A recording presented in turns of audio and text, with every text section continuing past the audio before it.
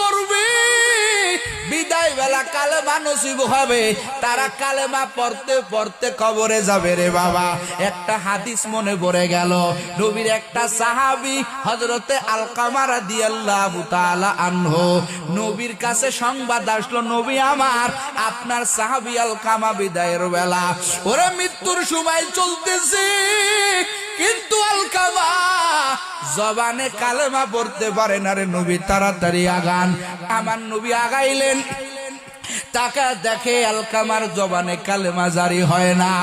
আমার নবী কয় তো বলতে পারবে না, তালাশ করে দেখো, ওর যেন কি একটা অন্যায় হয়ে গেল, যার কারণে আমার আলকামার কালেমা নসিব হতেছে না।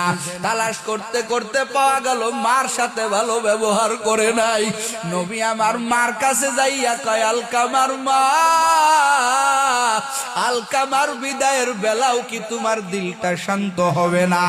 আলকামার মা কয়, রে নবী,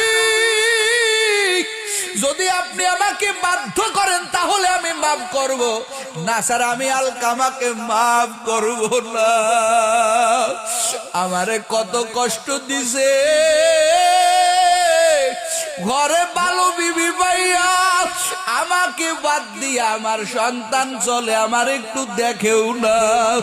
আমি মাঝে কত কষ্টে পড়ে আছি, আমাকে এতটুক পরিমাণ খেয়াল করে না, আমি আলকামাকে মাফ করব না।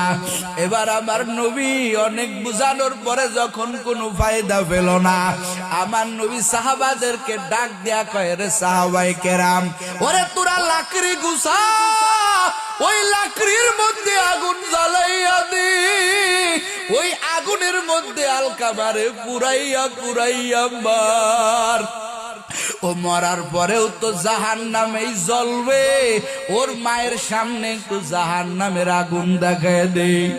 এখন যখন আগুন ধরাইছে, আলকামারে যখন আগুনের মধ্যে পুরাবে, আর মা ঘরের ভিতর দিকে কান্না করে বলতেছে, রে নবী,